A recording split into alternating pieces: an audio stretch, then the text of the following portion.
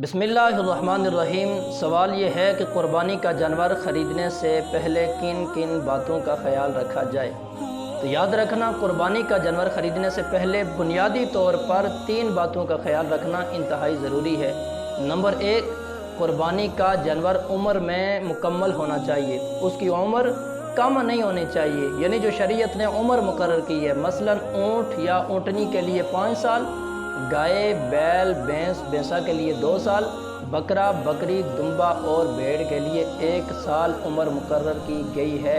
अब इससे ये जानवर कम नहीं होना चाहिए।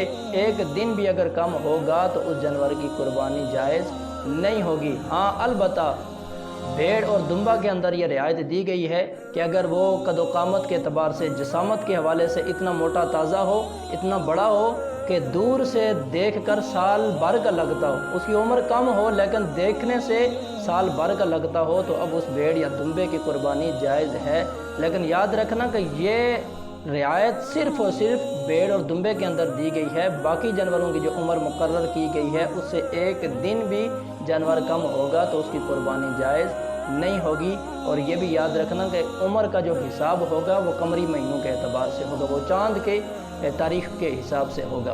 दूसरी बात जिसका आपने ख्याल रखना है क़ुरबानी का जानवर ख़रीदने से पहले, वो ये है कि जानवर तमाम किस्म के उयूब फ़ाहिशा से सलामत होना चाहिए, उसके अंदर कोई ऐब फ़ाहिश नहीं होना चाहिए। इस हवाले से फ़ुक़हा कराम ने यह उसूल और ज़ाब्ता बयान किया है कि हर वो ऐब जो किसी मनफ़ियात को या जमाल को ज़ाया कर दे, उस ऐब के होते हुए उस जानवर की कुर्बानी जायज़ नहीं है। इसलिए उलमाए कराम फरमाते हैं कि जब भी आप जानवर ख़रीदें तो खूब तसल्ली करें, उसे आगे से चेक करना शुरू करें, उसकी आंखें देखें, उसके कान चेक करें, उसकी टांगें चेक करें, उसके थन चेक करें, उसकी दुम चेक करें, उसके सींग चेक करें कि कोई उसके अंदर ऐब फ़ाहिश तो नहीं है।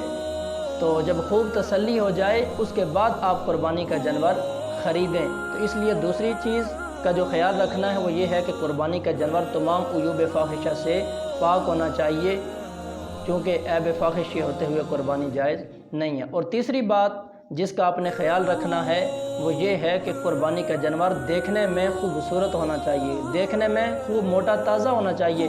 मेरे आका हुज़ूर सरकार दो आलम फ़ख्र मौजूदात ज़ीनत बज़्म कायनात सल्लल्लाहु अलैहि वसल्लम ने फरमाया, अज़्ज़िनू दिहायाकुम फ़इन्नहा अला सिराति मतायाकुम। मेरे आका हुज़ूर सरकार दो आलम सल्लल्लाहु अलैहि वसल्लम ने फरमाया, खूब फरबा जानवर कुर्बान करो, खूब मोटा ताज़ा जानवर कुर्बान करो, क्योंकि ये पुल सिरात पे तुम्हारी सवारी बन जाएगी।